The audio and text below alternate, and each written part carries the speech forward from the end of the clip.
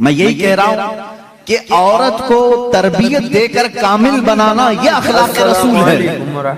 حضور صلی اللہ تعالیٰ علیہ وسلم کی سنت پر عمل کرنا چاہتے ہو نوجوانوں، پہلے سے یہ سمجھ کر کے چلو، میرے گھر میں جن کی شادیاں نہیں ہوئی ان کے لیے کہہ رہا ہوں، جن کی ہو چکی ان کے لیے پہلے سے ذہن میں یہ بات فٹ کر لو، میں اگر شادی کرنے جا رہا ہوں تو میرے گھر کوئی ایسی خاتون آنے والی ہے جس کو ہو سکتا ہے بات کرنے میں پورا سیکھی ہوئی نہ ہو، کھانے پکانے کے ماہر نہ ہو سکتا ہے وہ خاندانی معاملات کو نہ سمجھے، مجھے ہر ایک چیز کو اسے سکھانا ہوگا۔ تم اگر پہلے سے یہ سب چیزیں ذہن میں رکھو گے تو جھگڑے اور نا اتفاقی کی بات نہیں آئی۔ تم پہلے سے ایکسپیکٹیشن یہ رکھ کر کے بیٹھے ہو کہ یہ ساتویں آسمان سے سیکھ کر کے آئی ہوئی ہے گھر میں، کبھی کچھ بات چیت ہو گئی تو سیدھے جھٹ سے یہ کہا کیا تمہارے اماں باپ نے یہی سکھایا تھا؟ یہی بات۔ اور ساس بھی اپنے بہو سے یہی کہتی ہے روٹی نہیں بنے، اماں کیا سکھائی تیری تجھ کو، اب تک کیا کرتی رہی؟ میرے عزیزو، رسول پاک صلی اللہ تعالیٰ علیہ وسلم کے پاس حضرت عائشہ جب آئی 9 سال کی عمر میں تھی، ان کی سہیلیاں کہتی ہیں آٹا گوندتے گوندتے وہ سو جاتی تھی، اسی میں سو جاتی تھی، رات ہو جاتی تھی۔ حضور پاک صلی اللہ تعالیٰ علیہ وسلم نے ایک دن بھی سختی نہیں فرمائی کہ عائشہ آٹا گوندتے گوندتے سو گئی، آٹے میں ہی ہاتھ رہ گئے۔ حضور اکرم صلی اللہ تعالیٰ علیہ وسلم نے انہیں مہے کامل بنایا۔ یہ اللہ کے رسول صلی اللہ علیہ وسلم کے اخلاق کریمہ ہیں۔ عورتوں کو تم جس قدر اچھی تربیت دو گے تمہاری محبت اتنی ہی ان کے دلوں میں ہوگی اور اتنی ہی عظمت بھی بڑھے گی، اتنی عظمت بڑھے گی۔ اور رسول پاک صلی اللہ تعالیٰ علیہ وسلم کی اس عظیم سنت پر بھی عمل ہوگا۔ بعض لوگ یہ سوچتے ہیں کہ فل ہائی کوالیفائیڈ چاہیے، پوری طرح سے میچور چاہیے، تو تمہارا یہ ایکسپیکٹیشن بعض دفعہ تمہیں دھوکہ دے دیتا ہے۔ تم جو کچھ بھی سوچ کر کے رکھے ہو وہ نہیں آئی، چڑچڑ ہو جاتا ہے، دماغ میں الگ الگ وسوسے آنے لگتے ہیں، پھر دوسرے کا خیال آنے لگتا ہے، اور پھر دوسری بھی ویسی نکلی تو کیا کرو؟ اسی لیے اخلاق رسول یہ ہے۔ اللہ کے نبی صلی اللہ علیہ وسلم کے پاس وہ عورتیں آئیں جو الگ الگ خاندان کی تھی، الگ الگ مزاج کی تھی، الگ الگ قبیلوں کی تھی۔ ارے یہودیوں کے خاندان سے حی بن اخطب کی بیٹی صفیہ رضی اللہ تعالیٰ عنہ حضور کے گھر آئی، ان کے پورے رسم و رواج الگ تھے، سارے خاندانی معاملات الگ تھے، لیکن کیا کبھی وہ مس میچ ہوئی حضور کے ساتھ؟ رسول پاک صلی اللہ تعالیٰ علیہ وسلم نے ان کے ساتھ بھی زندگی کیسے گزاری؟ حضرت صفیہ رضی اللہ تعالیٰ عنہ حضور صلی اللہ تعالیٰ علیہ وسلم کی بارگاہ میں جب آئیں، دیکھیں حضور عدل کیسے کرتے تھے بیویوں کے ساتھ۔ یہ خاندان تھا بنی اسرائیل کا، یہودیوں کا، حضرت موسیٰ علیہ السلام سے جو چلا ہے وہ خاندان تھا۔ موسیٰ علیہ السلام کی اولاد وہ مدینہ طیبہ میں تھی، انہی کی خاندان سے حضرت صفیہ آئی تھی۔ جب شادی ہوئی تو عورتوں میں آپس میں باتیں ہوتی رہتی، سوتنوں کے معاملات رہے۔ حضور کی ایک زوجہ حضرت عائشہ ہیں جن کے باپ صدیق اکبر ہیں، ایک زوجہ حضور کی حضرت حفصہ ہیں جن کے والد عمر ابن خطاب رضی اللہ تعالیٰ عنہ، ایک حضرت ابو بکر کی بیٹی حضور کے نکاح میں، ایک حضرت عمر کی بیٹی حضور کے نکاح میں۔ یہ دونوں ملتی تھی تو بڑی لمبی باتیں بھی ہوتی تھی، خاندان ایک تھا۔ ان کے بیچ میں حضرت صفیہ آ گئی، الگ خاندان کی، یہودی خاندان سے آئی تھی، لیکن حضور کے نکاح میں آئی تھی۔ حضرت صفیہ کو دونوں چھیڑنے لگی، کیا کہہ کر کے کہا کہ صفیہ ہوئی بن اخطب ہے نا تیرا باپ، یعنی یہودیوں کے قبیلے کا سردار ہے۔ حضرت عائشہ کہتی ہے میرے باپ تو صدیق اکبر ہے، حضرت حفصہ کہتی ہے میرے باپ تو عمر ابن خطاب ہیں جن کی نیکیاں حضور نے اس طرح فضیلتیں بیان فرمائی۔ حضرت صفیہ کے دل میں تھوڑا سا وہ لگا کہ یہ دونوں اپنے اپنے باپ پر فخر کر رہی۔ حضور پاک کے حجرے میں آئی، غمگین تھی۔ اللہ کے نبی صلی اللہ علیہ وسلم نے پوچھا صفیہ کیا معاملہ؟ کہا عائشہ بھی اور حفصہ بھی تانا مار رہی۔ کہا کیا کہا انہوں نے؟ عائشہ کہتی ہے میرے باپ ابو بکر ہے، حفصہ کہتی ہے میرے باپ عمر ہے، تیرے باپ تو یہودی خاندان کا سردار ہے۔ حضور نے فرمایا جاؤ جواب دو، عائشہ کو بھی اور حفصہ کو بھی۔ حضور سکھا رہے حضرت صفیہ کہا کیا جواب دوں؟ کہا جا کے کہنا میرے باپ موسیٰ علیہ السلام ہے، میرے چاچا ہارون علیہ السلام ہے، اور میرے شوہر محمد رسول اللہ ہے۔ وہ آئی فخر کے ساتھ کہا میں اس خاندان سے ہوں کہ میرے آبا و اجداد میں میرے باپ موسیٰ علیہ السلام ہیں، نبی ہیں، اور میرے چاچا ہارون علیہ السلام ہیں، اور میرے شوہر کا تو کیا کہنا سید الانبیاء ہے۔ حضرت عائشہ اور حضرت حفصہ نے کہا ضرور یہ رسول پاک نے تجھے سکھایا ہوگا، یہ بات تجھے حضور نے بتائی ہوگی۔ یہ گھریلو زندگی تھی میرے آقا صلی اللہ تعالی علیہ وسلم کی۔ کبھی ان عورتوں کے درمیان اگر کچھ باتیں آ جائیں حضور پاک اس طرح سے اسے نکالتے جیسے میدے میں سے آٹے کو نکال دیا جائے۔ کبھی تکرار نہیں ہو سکی، کبھی جھگڑے کی نوبت نہیں آئی۔ دو بیویوں والا جانتا ہے کہ اسے سنبھالنا کتنا مشکل ہوتا ہے۔ ہاں ایک عظیم جنگ میں وہ اترا ہوتا ہے، ایک طرف انڈیا ایک طرف پاکستان، بیچ میں بارڈر میں وہ کھڑا رہتا ہے، ایک ہاتھ اس کے پاس ایک ہاتھ اس کے پاس، پتہ نہیں کون سا ٹوٹے کون سا بچے۔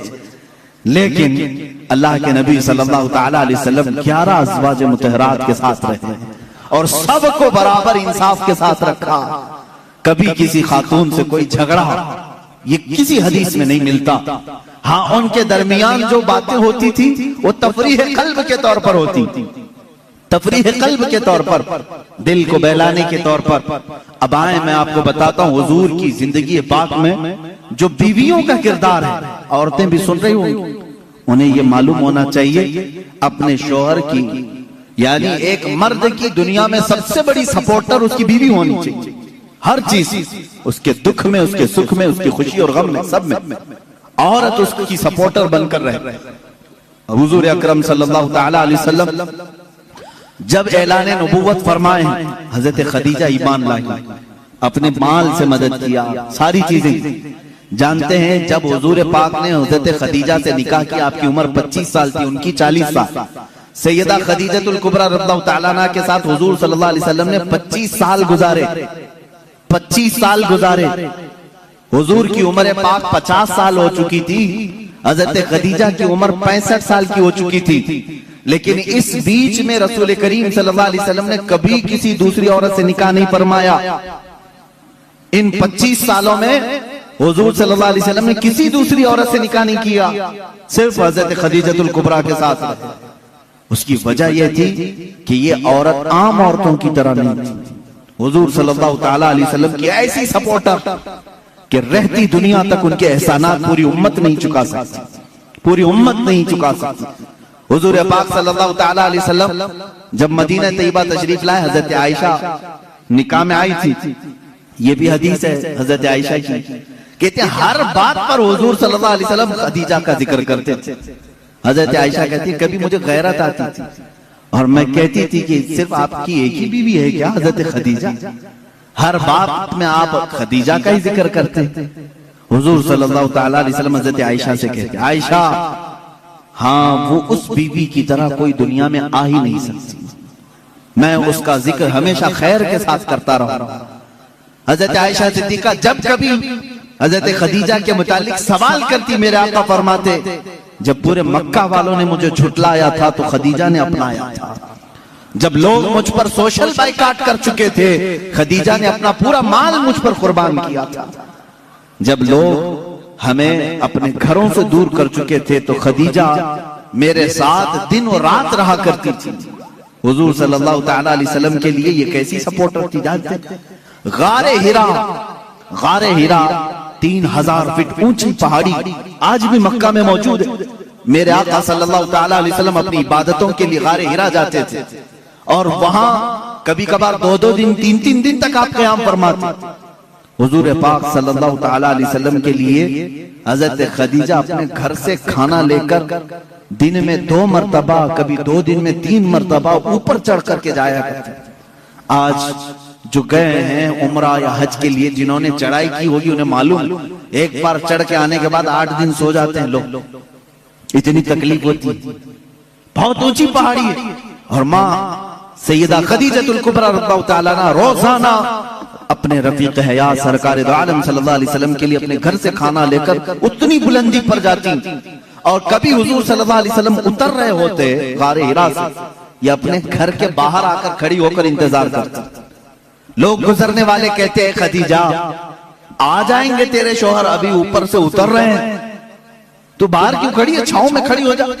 حضرت خدیجہ کہتی مجھے یہ زیب نہیں دیتا کہ میرے شوہر دھوپ میں چلے آ رہے ہوں اور میں چھاؤں میں کھڑی رہوں. جب تک وہ میرے پاس نہ آ جائے میں بھی وہیں سے ہی کھڑی رہوں, اس لیے کہ وہ دھوپ میں آ رہے ہیں تو میں بھی دھوپ میں کھڑی رہوں. یہ ان کی محبت تھی. طیبۃ انک سمیع الدعاء فنادته الملائکۃ وهو قائم یصلی فی المحراب. ابھی وہ محراب میں کھڑے ہی تھے, فرشتے آ کر کے بشارت دینے لگے, اے زکریا آپ کو مبارک ہو, اللہ آپ کو یحییٰ علیہ السلام کی شکل میں ایک بیٹا دینے والا ہے.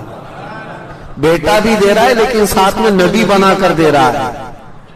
90 سال کی عمر حضرت زکریا علیہ السلام کو دعا تو کی ہے لیکن پھر تعجب خود کرتے ہیں. قال ربی انا یکون لی ولد, مجھے بیٹا کیسے ہو سکتا ہے. انا یکون لی غلام وکانت امراتی عاقر, میری بیوی تو بوڑھی ہو گئی ہے, سن ایاس کو پہنچی, یعنی جس کے ایام حیض ختم ہو جاتے ہیں.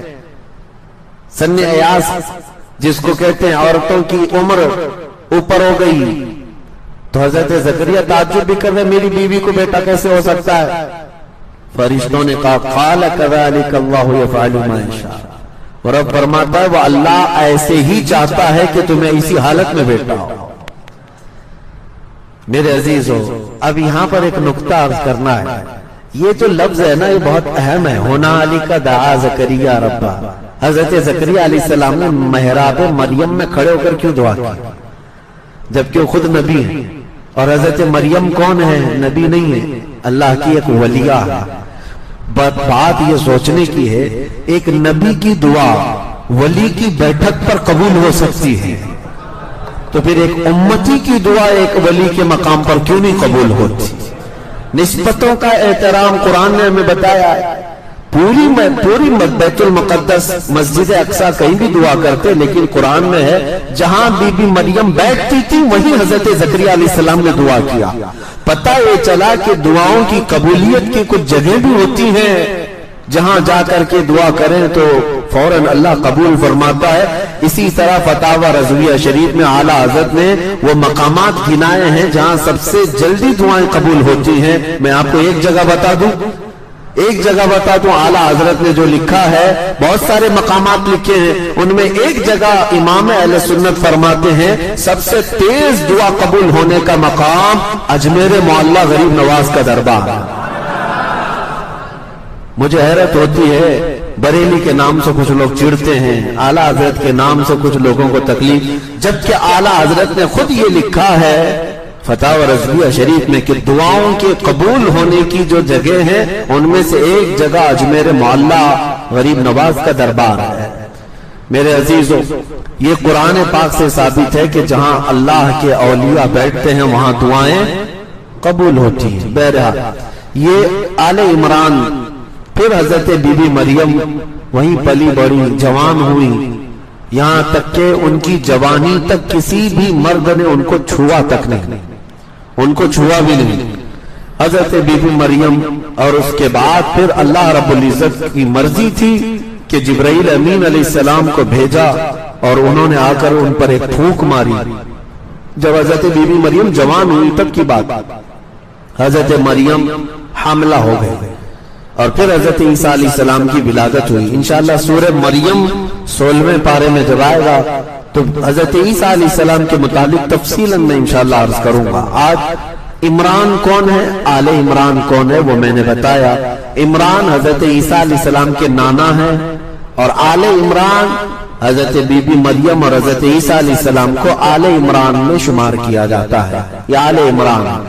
ان آیات میں نے اس سے قبل بھی بیان کیا اور ریکارڈ موجود ہوگا کہ جب عورتیں تمہاری حاملہ ہوں یا ولادت کا وقت قریب آئے تو یہ 2 آیتیں ہیں قرآن شریف, یہ 2 آیتیں وہ تلاوت کریں, نہایت آسانی کے ساتھ ان کی ولادت بھی ہوگی اور صرف ولادت نہیں بلکہ نیک و صالح اولاد ہوگی.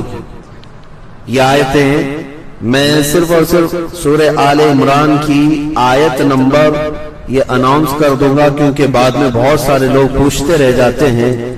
آیت نمبر 36 اور آیت نمبر 37 سورہ آل عمران کی، یہ دو آیتیں جب بھی عورتیں حمل سے ہوں تو وہ یہ تلاوت کریں، اور ولادت کی آسانی کے لیے سب سے بہترین آیتیں۔ اس کے بعد اور دو آیتیں اس سے قبل کی تفسیر میں بھی میں نے ریکارڈ کیا ہے، آج پھر آپ کو بتاتا ہوں۔ دو آیتیں ایسی ہیں آج ہم نے تلاوت کی ہے۔ جیسا بھی تم پر بوجھ ہو قرض کا، جیسی بھی بے روزگاری ہو، یہ دو آیتیں عشاء کی نماز کی سب سے آخری 2 رکعت نفل نماز میں 5 مرتبہ پڑھتے رہے۔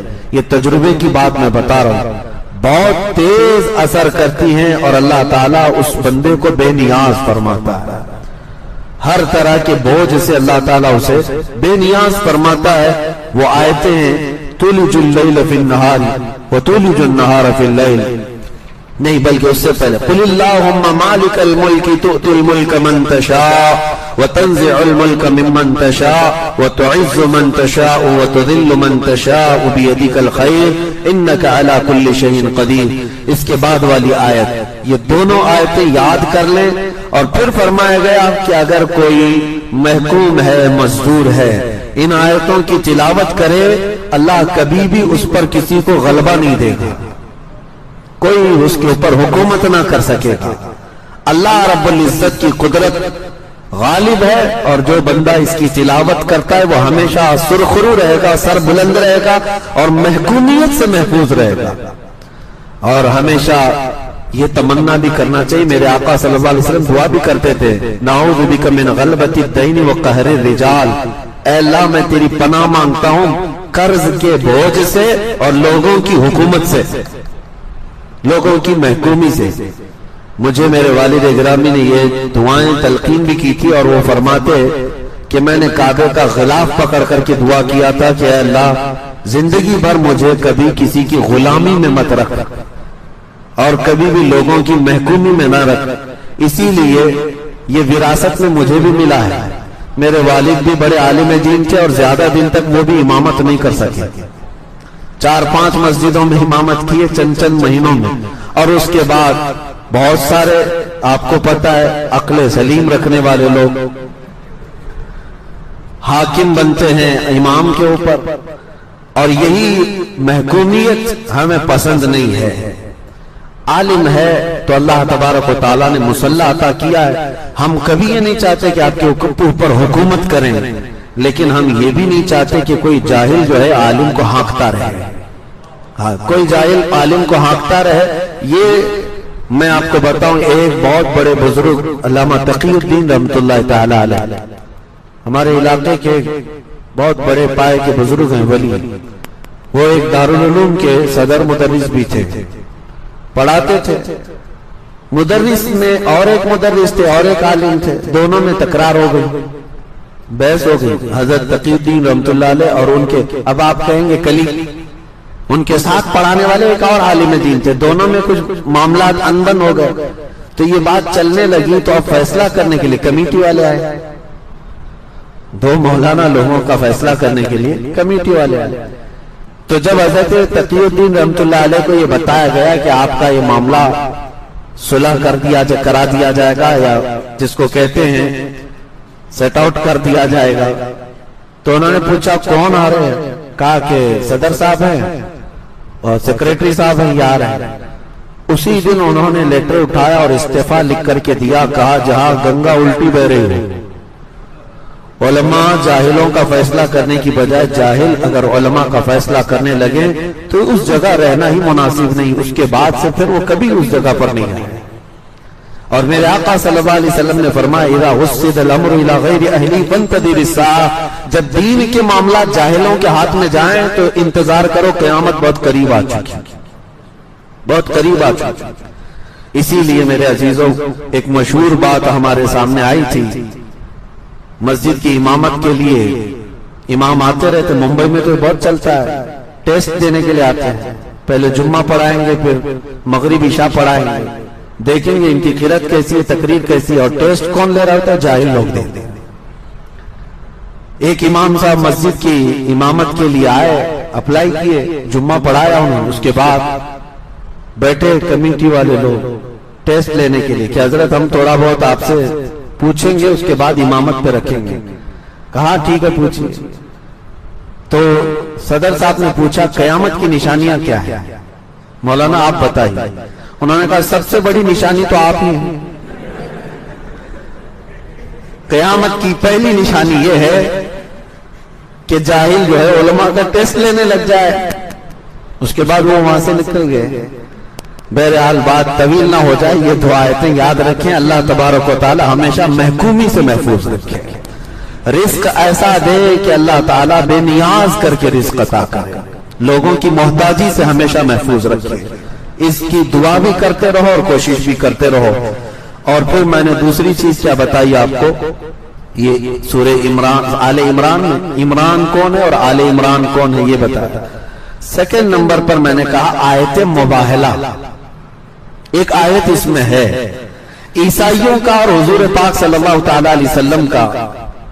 ایک بار اس بات پر مباحثہ ہوا کہ کون حق پر ہے. عیسائی کہتے تھے کہ ہم حق پر ہیں. نبی پاک صلی اللہ تعالی علیہ وسلم کو اللہ نے فرمایا اے محبوب آپ ان سے کہہ دیں اگر تم حق پر ہو نا فَقُلْ تَعَالَوْا نَدْعُوا أَبْنَاءَنَا وَأَبْنَاءَكُمْ وَنِسَاءَنَا وَنِسَاءَكُمْ وَأَنفُسَنَا وَأَنفُسَكُمْ. آؤ میں اپنے بیٹے بیٹیاں لے کر آتا ہوں, میں اپنی عورتیں لے کر کے آؤں گا, میں خود بھی آؤں گا, تم اپنے بیٹے بیٹیاں لے آؤ, تم اپنی عورتیں لے آؤ اور تم خود بھی آؤ, اور بیٹھیں گے ایک میدان میں. یہی مباہلہ ہے, ایک مناظرہ ہے, ڈیبیٹ کرنا. یعنی میں ایک دلیل دوں گا, آپ ایک دلیل دیں گے, مناظرہ ہے. اور ایک ہے مباہلہ, اس میں بات چیت نہیں ہے, اس میں بیٹھے رہیں گے میدان میں اور دونوں دعا کریں گے. دونوں دعا کریں گے کہ اللہ جو جھوٹا ہے اس کا چہرہ کالا کر دے, یا کوئی نشانی. جیسے بہت سارے ہمارے بزرگوں نے مباہلے میں الگ الگ چیزیں اختیار کی. میں پہلے یہ حضور کا مباہلہ بتاتا. حضور پاک صلی اللہ علیہ وسلم نے عیسائیوں سے کہا آ جاؤ تم بھی آؤ میدان میں, میں بھی آتا ہوں, اور ہم اپنے اپنے رب کو پکاریں گے. جس کا دین سچا ہوگا وہ حق اس کا ظاہر ہو جائے. عیسائی مان گئے, کہا کہ ٹھیک ہے. نجران ایک جگہ ہے, وہاں کے عیسائی تھے. اب حضور پاک صلی اللہ علیہ وسلم اپنے گھر سے نکلے اور ساتھ میں کس کو لیا؟ سیدہ بی بی فاطمہ الزہرا, امام حسن کو, امام حسین کو, اور حیدر کرار علی و مرتضیٰ. یہ پنجتن پاک کا قافلہ نکلا ہے اور نجران کی طرف. میرے عزیزوں, ناموں میں اتنا اثر ہے کہ آج بھی ہم دعا کرتے ہیں لی خمسۃ اطفی بہا حر الوباء الحاطمہ المصطفیٰ والمرتضیٰ وبناہما والفاطمہ. میرے پاس 5 نام ایسے ہیں جن سے ہر بری چیز کو اور ہر گرمی کو میں دور کر دیتا ہوں. وہ 5 نام کیا ہیں؟ ایک مصطفیٰ, ایک مرتضیٰ, ایک حسن حسین اور ایک فاطمہ. یہ 5 ناموں میں یہ تاثیر ہے. یہ پنجتن پاک کا قافلہ نکلا نجران کی طرف اور حضور پہنچ گئے. اہل حق ہمیشہ پہنچتے ہیں. نبی پاک صلی اللہ تعالی علیہ وسلم میدان مباہلہ میں پہنچے. عیسائیوں کو آنا تھا مقابلے میں, اور جو سب سے بڑا عیسائی پادری تھا وہ اپنے محل میں بیٹھا ہوا انتظار کر رہا تھا, آنے تو دیکھتے ہیں. اور جب حضور پہنچ ہی گئے تو ان کو پہلی بات تو سمجھ میں نہیں آ رہا کیا یہ صحیح میں آ گئے, اور اس کے بعد دیوار پر چڑھ کر کے جھانکنے لگا کہ آئے ہیں تو دیکھ لوں. پہلے دور سے نبی پاک کے چہرے پاک کو دیکھا, اور ساتھ میں وہ ایسا منظر تھا کہ سورج جگمگا رہا ہو اور ساتھ میں چاند بھی ہو اور ستارے بھی ہو. پھر اس آسمان کا کیا کہنا. اس نے دور سے دیکھا اور سٹپٹا گیا اور سارے عیسائیوں کو بلایا اور پکار کر کہا نادانو تم نے کس کو مباہلے کے لیے بلایا؟ دیکھ نہیں رہے وہ چہرہ؟ اور وہ عیسائی پادری کہتا ہے قسم خدا کی اگر میں مباہلے میں چلا جاؤں سامنے اور وہ نبی اگر اٹھا دے ہاتھ دعا کے لیے, قیامت تک کوئی عیسائی زندہ نہیں رہ سکتا. یہ کون کہہ رہا ہے؟ خود عیسائی پادری کہہ رہا ہے. کہا تم نے کس کو بلا لیا؟ حضور پاک صلی اللہ تعالی علیہ وسلم کے پاس وہ سرنڈر ہو گئے. کہا کہ ہمیں مباہلہ نہیں کرنا, آپ واپس تشریف لے جائیں. हुजूर पाक सल्लल्लाहु ताला अलैहि वसल्लम वापस तशरीफ लाए।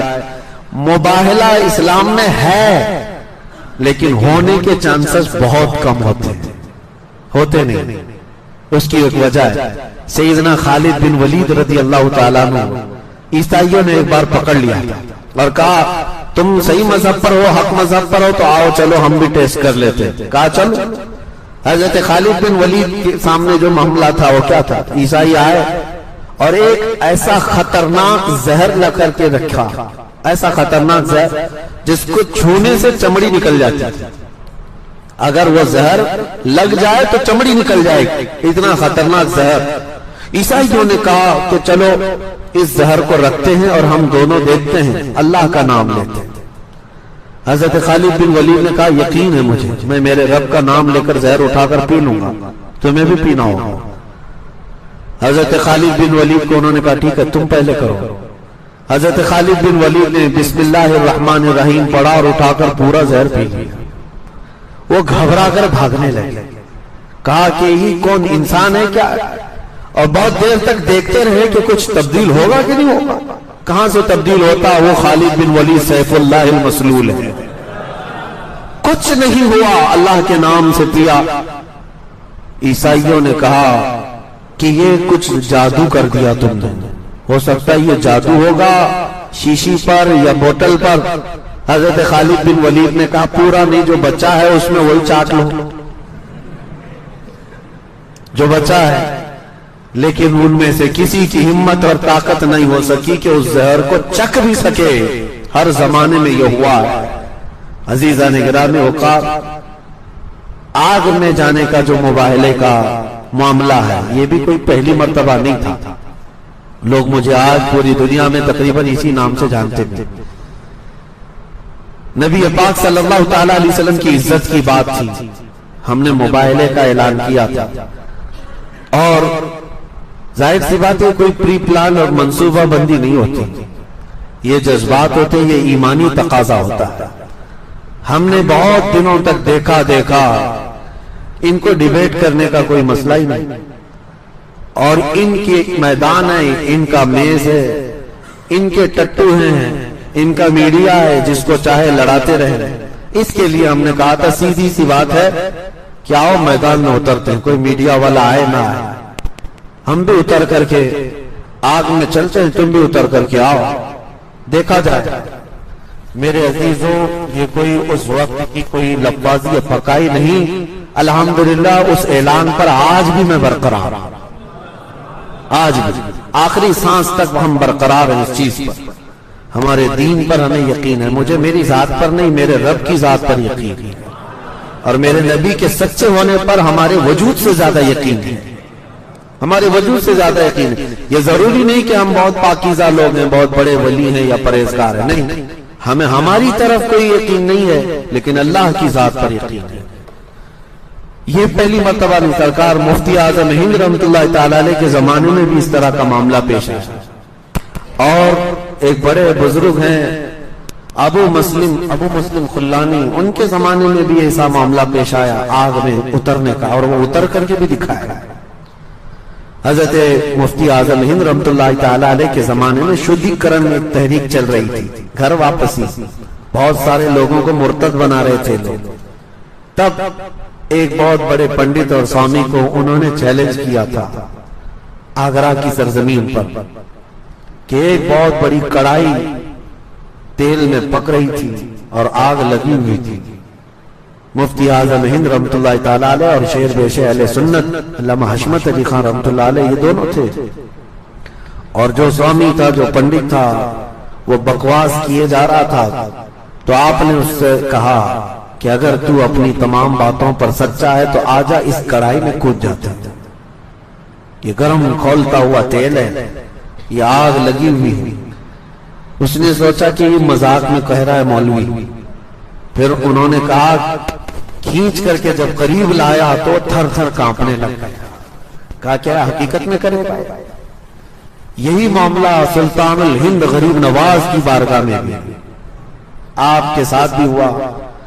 एक मर्तबा एक पुजारी बैठा हुआ था, आग की पूजा कर रहा था। गरीब नवाज रज़ियल्लाहु ताला अन्हु ने رک کر کے کہا کہ ذرا اس میں ہاتھ ڈالو جو تمہارا خدا ہے. اس نے کہا یہ تو جلائے گی. کہا اتنے سال سے عبادت کر رہے ہو پھر بھی جلائے گی. تو سرکار غریب نواز نے جب یہ کہا تو پجاری نے کہا یہ سب فلسفہ یہ منطق چلنا چھوڑ دو, آگ کا اثر ہے جلانا وہ جلاتی ہے. غریب نواز نے فرمایا نہیں, آگ کا اثر جلانا ہے لیکن بغیر حکم خدا کے نہیں جلاتا, میرے خدا کے حکم کے بغیر نہیں جلاتا. تو اس نے کہا اگر تم اپنی باتوں پر اتنے پکے ہو تو تم ہی ہاتھ ڈال دو. اس کی گود میں ایک بچہ رکھا ہوا تھا. سرکار غریب نواز نے اس کا بچہ بھی اٹھا لیا اور خود آگ میں چلے گئے. بہت بڑی آگ تھی اور ایسے چلے گئے اندر. وہ واویلا مچانے لگا, چلانے لگا کہ یہ درویش گیا تو گیا, میرا بچہ بھی لے کے گیا. بہت دیر تک وہ باہر نہیں آئے. کئی لوگوں کو اس نے جمع کر لیا, بہت سارے لوگ دیکھنے آئے. کافی دیر کے بعد سرکار غریب نواز اس بچے کے ساتھ اپنا جبہ جھاڑتے ہوئے باہر تشریف لائے. کچھ بھی نہیں تھا. بچے کو لے کر کے اس نے دیکھا تو ماتھا بھی ٹھنڈا ہے, جسم بھی ٹھنڈا ہے, سب پکڑ کر کے دیکھو تو آگ کا کوئی اثر ہی نہیں. بچہ تو غریب نواز کا نہیں تھا, بچہ اسی کا تھا. سرکار غریب نواز رضی اللہ تعالیٰ عنہ نے ثابت کر دکھایا. آگ میں وہ حقانیت ثابت کرنے کے لیے, اپنی کرامت میں اللہ کی وحدانیت اور اسلام کی حقانیت ثابت کرنے کے لیے گئے اور واپس آئے. لیکن ساتھ میں یہ بھی بتا دیا جو ان کے دامن سے وابستہ ہوتا ہے وہ چاہے کسی کا بھی بچہ ہو اللہ اسے بھی محفوظ رکھتا. اسی لیے ہمارے نعرے کیا ہوتے ہیں, غوث کا دامن, یہ بولتے ہیں نا خواجہ کا دامن. کیوں کہتے ہیں ہم؟ اسی لیے کہ ان دامنوں سے لگے رہیں گے, دنیا کی آگ سے بھی محفوظ اور آخرت کی آگ سے بھی انشاءاللہ محفوظ رہیں گے. یہ آیت مباہلہ. سیکنڈ چیز میں نے آپ کو بتا دی, مباہلہ کیا ہوتا ہے. مباہلہ حق کی اظہار کے لیے باطل اور حق کے درمیان ایک ایسا مقابلہ کہ دونوں اپنے اپنے خداؤں کو پکاریں اور اللہ رب العزت حق کو ظاہر فرماتا ہے. تیسری چیز میں نے آپ کو کہا محمد صلی اللہ تعالی علیہ وسلم اللہ کے رسول.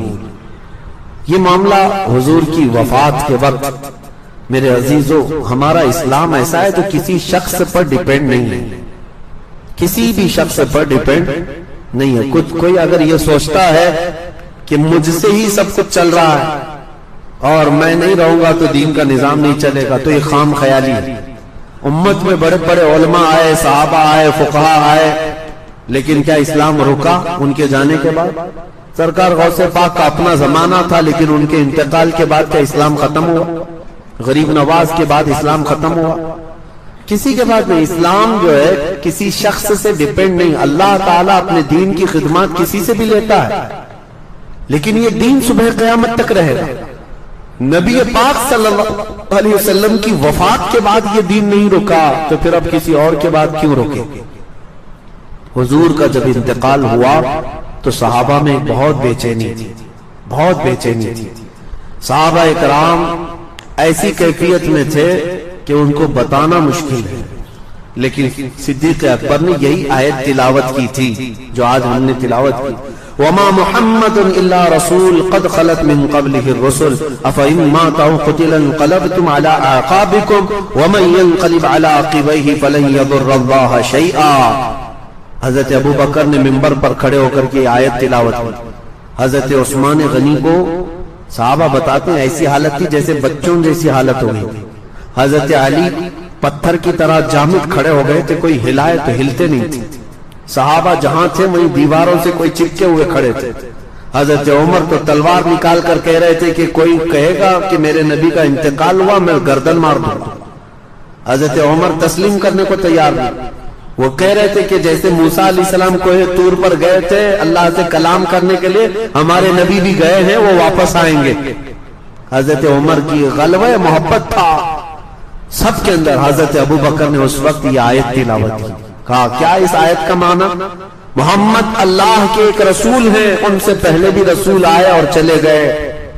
اور حضرت ابو بکر کہتے ہیں تم میں سے جو محمد صلی اللہ علیہ وسلم کی عبادت کرتا تھا وہ سن لے کہ محمد صلی اللہ علیہ وسلم کا انتقال ہو چکا, اور جو اللہ کی عبادت کرتا تھا وہ اللہ حی اور قیوم, کل بھی زندہ تھا, آج بھی زندہ, ہمیشہ زندہ رہے گا. تم کس کی عبادت کرتے ہو؟ صحابہ اسی وقت کھڑے ہوئے اور کہا ہم کو تو ہمارے نبی نے صرف اللہ کی عبادت سکھائی، وہ اللہ حی اور قیوم ہے، ہمیشہ زندہ ہے۔ پھر سب صحابہ کھڑے ہو گئے۔ نبی پاک صلی اللہ تعالی علیہ وسلم کے وصال کے بعد سب کو کھڑا کرنا یہ معمولی کام نہیں تھا، یہ صحرا حضرت ابوبکر صدیق کے سر جاتا ہے۔ میرے عزیزو یہ بہت بڑی بات ہے۔ غم میں ایسا ہوتا ہے کہ کبھی اگر آپ کے گھر میں آپ کے باپ سب سے اہم ہو، باپ کا انتقال ہو جائے تو گھر سونا سونا ہو جاتا ہے، لوگ بیٹھے رہ جاتے ہیں، کچھ کرتے نہیں، سمجھ میں نہیں آتا کریں کیا۔ وہ تو امت کے آقا، ہم غریبوں کے والی تھے، وہ صحابہ کی آنکھوں کی ٹھنڈک تھے۔ جس دن میرے آقا انتقال کر گئے، مدینے والے کہتے ہیں اس سے زیادہ کالا، یعنی اس سے زیادہ تاریک دن، اندھیرا مدینے میں کبھی آیا ہی نہیں جس دن حضور کا انتقال ہوا۔ اور مدینے والے کہتے ہیں جس دن حضور ہجرت کر کے مکہ سے مدینے آئے تھے، اس دن سے زیادہ روشن دن ہم نے مدینے میں کبھی دیکھا ہی نہیں۔ یہ مدینے والوں کا عقیدہ بھی تھا۔ میرے عزیزوں، یہ آپ کو یہاں سے مجھے یہ بتانا ہے کہ اگر کوئی شخصیت ایسی ہے جس سے پورے لوگ جڑے ہوئے ہیں تو آپ یہ سمجھ لیں اس شخصیت کے انتقال کے بعد کام ختم نہیں ہونا چاہیے۔ ہمارے دین کا نظام ایسا ہے، اللہ اور اس کے رسول کے لیے کام کرو، کسی شخص کے لیے نہیں۔ آج لوگ اگر مجھ سے جڑے ہوئے ہیں تو میں ان سے بھی کہوں گا میرے لیے کوئی کام نہ کرے۔ میں آج ہوں جس طرح سے، کل میں بھی مر جاؤں گا۔ جب ہمارا جنازہ نکل جائے تو یہ نہیں کہ ان کے لیے ہم کرتے تھے وہی چلے گئے تو ہم چھوڑ دیے، تو گویا کہ تم اللہ اور اس کے رسول کے کاموں پر نہیں تھے، شخصیت پرستی تھی۔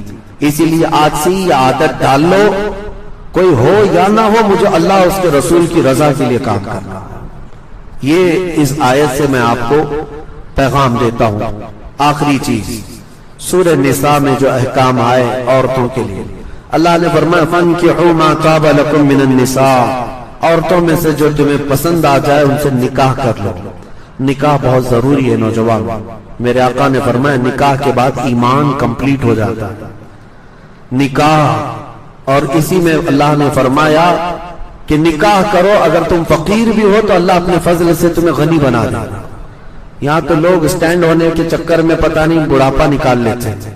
ابھی میں سیٹل نہیں ہوا، شادی کب کرنا ہے؟ ابھی سیٹل نہیں ہوا، سیٹل کب ہوگا؟ ابھی سٹینڈ نہیں ہوا، تو کیا ایک پاؤں پہ کھڑے ہیں؟ ابھی چلتے پھرتے ہیں، سب کچھ ہے، کھاتے پیتے ہیں، لیکن ابھی سیٹل نہیں ہوئی۔ اور سیٹل ہونے کے چکر میں ایک بات آپ کو میں بتا دوں، کبھی سیٹل نہیں ہوتا تھا، کبھی جو دماغ میں چل رہی نا وہ چیزیں کبھی نہیں آتی۔ اسی لیے نکاح کی اگر عمر ہو گئی ہے تو نکاح کر لیں۔ ابھی میں آپ کو بتاؤں، ایک نوجوان کا مجھے میسج بھی آیا، وہ بیچارہ شادی کا خواہش مند ہے اور نوکری ابھی بھی اس کو لگی ہے، اور وہ ہم سے تو کہہ رہا ہے، ہم نے کہا گھر میں بتا دو، کہا ابا ماریں گے۔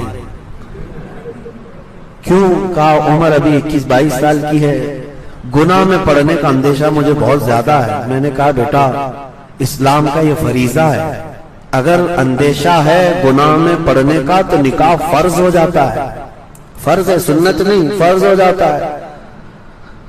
میں نے اس سے کہا کہ جاؤ گھر میں کہہ دو، تو 2-3 دن کنٹینیو سمجھانے کے بعد گیا اور گھر میں جا کر بولا کہ مجھے نکاح کی ضرورت ہے۔ جیسا بیچارے کا اندیشہ تھا باپ نے ویسا ہی کیا اس کے ساتھ۔ پھر اس نے کہا کہ میں حضرت نہیں کہہ رہا تھا کہ میرے باپ ناراض ہو جائیں، اب تو مجھ سے کہا ہے کہ تجھے گھر میں کھانا پانی بھی نہیں دیں گے، بہت ناراض ہے۔ کہا شادی پر ناراض؟ کہا باپ کی مرضی سے شادی کرنا ہے، باپ کی مرضی سے شادی کرنا ہے، اس کے اندر کیا چل رہا ہے باپ کو کیا پتا ہے؟ میرے عزیزو، جو اگر باپ ہیں تو ان کو میں بتاتا ہوں، کسی کو زور زبردستی اس طرح روک کر مت رکھو، نہ بیٹیوں کو نہ بیٹوں کو۔ ان کی اگر عمر ہو گئی ہے تو ان کو اپنی زندگی نبھانے دے دو۔ کچھ لوگوں کو ایسا لگتا ہے کہ اتنی جلدی کر کے کیا کرے گا، اتنی جلدی گناہ کے اڈے قائم کرے گا تو فرق نہیں پڑے گا۔ شادی کر کے ایک اچھا معاشرہ تشکیل دینا چاہتا ہے تو اسے آزاد رکھو۔ بعض مقامات پر ہو سکتا ہے کچھ ماں باپ ان کے لیے سخت ہو جاتے ہوں، ہرگز نہ کریں۔ میرے آقا کا فرمان سنیں، 3 چیزوں میں تاخیر کرنا گناہ ہے۔ جب کسی کا انتقال ہو جائے تو جنازہ اٹھانے میں تاخیر کرنا گناہ ہے، جب نماز کا وقت ہو جائے تو تاخیر کرنا گناہ ہے، اور پھر فرماتے ہیں جب لڑکی بالغ ہو جائے تو اس کے نکاح میں تاخیر کرنا گناہ ہے۔ یہاں تو عمریں نکال دیتے ہیں لوگ، اور بہت سارے اس کے لیے پتہ نہیں کیا کیا معاملات ہیں، بہرحال اس کو آسان بنا ہے۔ اب یہاں پر ایک لطیفے کے طور پر ایک بات میں بتاتا ہوں، آپ کو بھی سمجھا دوں، کل کو کوئی بیٹھ کر کے آپ کو پٹی پڑھانے کی کوشش کرے تو یہ بات یاد ہونی چاہیے۔ آیت ہے فَانْكِحُوا مَا طَابَ لَكُم مِّنَ النِّسَاءِ مَثْنَىٰ وَثُلَاثَ وَرُبَاعَ، تم میں سے جو عورتیں پسند آ جائیں نکاح کر لو، 2-2 3-3 4-4، یہ لفظ ہے۔ دو مثنا کا مطلب ہوتا ہے 2-2، ثلاثہ کا مطلب ہوتا ہے 3-3، رباع کا مطلب ہوتا ہے 4-4۔ ویسے بھی میں آپ کو بتاؤں پوری امت جانتی ہے ہماری شریعت میں کتنے نکاح جائز ہیں؟ 4 ہیں۔ کرنا نہیں کرنا یہ الگ مسئلہ ہے، جائز کتنے ہیں؟ 4 ہیں۔ لیکن میں آپ کو ایک لطیفہ بتاؤں، ایک جماعت ایسی ہے جس نے 18 نکاح جائز کر دی۔ ہاں 18 نکاح۔ شیعہ حضرات میں ایک طبقہ ہے، شیعہ حضرات میں ایک طبقہ ہے، ان کے 18 تک جائز ہے۔ کیسے؟ میں بتاتا ہوں، 2-2 4، 3-3 6-4 اور 4-4 8، 8 اور 10، ہاں انہوں نے ایسے کیلکولیٹ کیا ہے۔ یہ تو اچھا ہے میرے عزیزوں، یہاں 4-4 تک کا لفظ آیا ہے، ورنہ یہ پتہ نہیں کیلکولیشن کہاں تک لے جاتا ہے۔ یہ محاورے کا لفظ ہے، محاورے کا لفظ ہے۔ جیسے اللہ تعالیٰ نے قرآن میں فرمایا منافقین مر جائیں ان کے اوپر تم 70 بار بھی استغفار کرو گے تو اللہ نہیں قبول کرے گا۔ 70 بار مطلب ایک تعداد بتانے کے لیے کہا گیا ہے، ایسا نہیں کہ 70 بار کرے گا اس سے زیادہ کرے گا تو معاف ہو جائے گا۔ کچھ ورڈز ایسے ہوتے ہیں جو محاورے کے لیے استعمال کیے جاتے ہیں۔ آپ کو اگر آپ سے یہ کہا جائے پانی پی رہے تھے، آپ پورا گلاس اٹھا کر کے پینے لگے، میں نے کیا کہا 3 گھونٹ پیو، ایک بار کر کے پیو۔ کیا کہا؟ ایک بار۔ ایک کا مطلب کیا ہوا؟ 2 ہو گئے۔ میں نے ایک لفظ جو ہے نا 2 بار استعمال کیا، ایک بار کہو، ایک بار استعمال کرو، اس کا مطلب وہ نہیں ہوتا کہ 2 ہو گئے۔ تو یہ اگر کوئی کل کو پٹی پڑا ہے ہمارے نوجوانوں کو اور 18 دماغ میں ڈالنے لگے تو سمجھ لینا کہ یہ کہاں سے آ رہی ہے بات۔ اسی لیے میرے عزیزوں، ہاں بہرحال اللہ تعالیٰ نے 4 تک ہمارے لیے اجازت رکھی ہے۔ اس پر بھی آج ہمارے ملک میں کئی پاکھنڈیوں کو درد ہے، پھر 18 پر کیا واویلا مچے۔ 4 پر ہی ان کو تکلیف بہت زیادہ ہے، 18 کا اگر شوشہ چھوڑ دیا جائے پتہ نہیں۔ آپ کو یہ بات بھی بتا دوں 4 پہ تکلیف کیوں ہے؟ 4 مسلمان کرتا نہیں الگ بات ہے، بہت مشکل سے کسی کی 2 ہیں، اور 4 تک جانا اب کے زمانے میں بہت مشکل ہے، لیکن اسلام نے ایک دروازہ کشادہ رکھا ہے۔ آپ کو اس کی حکمتیں بھی معلوم ہونی چاہیے۔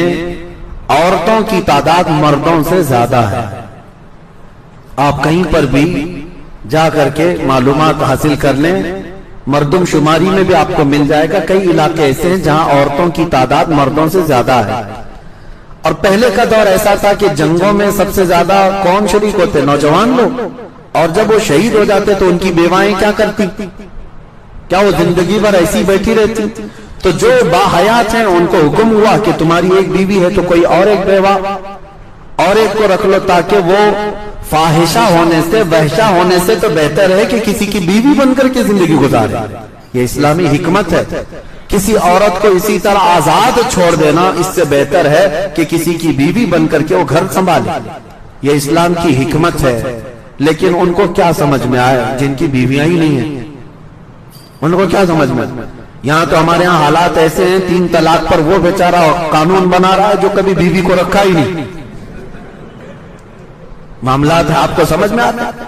اور اتر پردیش میں یہ کون سا قانون؟ بچے کنٹرول کرنے کا قانون بنا رہا ہے، اور کون بنا رہا ہے؟ عجیب حال ہے۔ जो पूरा संन्यास लेकर बैठे हैं वो बच्चों के कंट्रोलिंग पे कानून बना रहे हैं, जिनको पता ही नहीं बच्चे पैदा कैसे हों, जिनको पता ही नहीं बच्चे पाले कैसे जाते हो। ये अजीब मामलात है। जिसकी बीवी नहीं वो बीवियों पे कानून बनाए, जिसके बच्चे नहीं वो बच्चों पे कानून बनाए।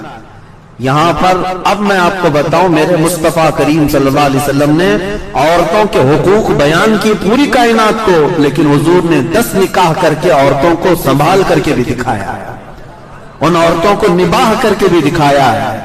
ये अपनी अपनी बात है। बहरहाल ताद्दुद अज़वाज पर आज वो लोग एतराज करते हैं, बहुत अजीब और गरीब बात है, बहुत अजीब और गरीब बात है। हमारे मुल्क में सबसे ज्यादा जो धर्म है, जो रिलीजन है, वो सनातन है, हिंदू धर्म है, और उनके अगर कुछ लोग इस तरह के 4 बीवियों पर एतराजात करते हैं तो मुझे हैरत होती है, क्योंकि शायद उन्होंने अपनी मुकद्दस किताबें नहीं पढ़ी। कृष्णा जी की कितनी बीवियां थी शायद पता ही नहीं, पता होता तो किस तरह की बातें करते। बहुत सारे उनके मुकद्दस जो शख्सियात हैं उनकी बीवियों की तादाद उन्हें पता ही नहीं, किसी की 100 है, किसी की 200 है, बहुत है। बल्कि मुकद्दस किताबों की, मैं मुकद्दस किताबों की एक रिवायत बताऊं, 16,400 प्लस कुछ बीवियां भी एक साहब की, ये भी मौजूद है। तो इसको क्यों नहीं तस्लीम करते? जब वहां पर भी है, यहां पर भी है, तो ये सब बातें छोड़ दो। ताद्दुद अज़वाज यानी कसरत से बीवियां करना इस्लाम ही की बात नहीं, हर दीन में कहीं ना कहीं ये चीजें पाई जाती हैं, लेकिन इनको बेवकूफ बनाना है पूरी दुनिया को और इस्लाम को बदनाम करना है, इसलिए टारगेट करते हैं। बहरहाल आप खुश रहें, अल्लाह तबारक व तआला ने आपको सबसे पाकीज़ा दीन अता फरमाया है। जब जब जरूरत हो 1 करो, 2 करो, 3 करो और 4 करो, किसी का कोई टेंशन नहीं है, किसी को सोचना नहीं है, इसलिए कि पालना उनको नहीं है और ना आपको है। मेरा मौला फरमाता है हम तुमको भी रिस्क देंगे और तुम्हारी औलाद को भी रिस्क देंगे। अल्लाह रज़्ज़ाक़ हकीकी। आखिरी चीज यही थी सूरह निसा की, और जो विरासत के मामलात थे वो आपको तफसील से मालूम करना पड़ेगा। विरासत किसको कितनी मिलती है याद रखो, अगर किसी का हक आपने एक बालिश्त जमीन किसी की हड़प करके रख ली, हुजूर पाक सल्लल्लाहु अलैहि वसल्लम फरमाते हैं कल क़यामत के दिन पूरी जमीन उठाकर उसके गले का तौक बनाकर डाली जाएगी, पूरी जमीन का तौक बनाकर उसके गले में डाल दिया जाएगा, वो गर्दन नहीं उठा सकेगा। तो यहाँ पर जो विरासत है जिसकी है वो फौरी तौर पर उसकी अदा कर दी जाए। किसका किसका हक है पूरा सफा है। यूसीकुमुल्लाहु फी औलादिकुम लिज़्ज़करि मिस्लु हज़्ज़िल उन्सयैन। जब किसी का इंतकाल हो जाए, बेटे हों बेटियां हों, तो बेटों को 2 हिस्सा, बेटी को 1 हिस्सा। उसके माँ बाप हैं तो उनको सुदुस है, 6ठा हिस्सा है, और फिर बीवी को 8वां हिस्सा अगर औलाद है, और औलाद नहीं है तो 4था हिस्सा है। सबके हिस्से अल्लाह ताला ने इसमें बयान फरमाए हैं। और फिर क़यामत के दिन के खौफ के साथ भी मेरे आका ने फरमाया अगर किसी ने किसी का हक दबाया तो क़यामत के दिन उसको पूरी नेकियां देनी पड़ जाए, और फिर अगर फिर भी हक पूरा नहीं हुआ तो जिसका हक तुमने खाया था उसके गुनाह उठाकर तुम्हारे ऊपर डाल दिए जाएंगे। इसलिए बहनों का हक है, माँ बाप का हक है, बच्चों का हक है, भाइयों का हक है, जिसका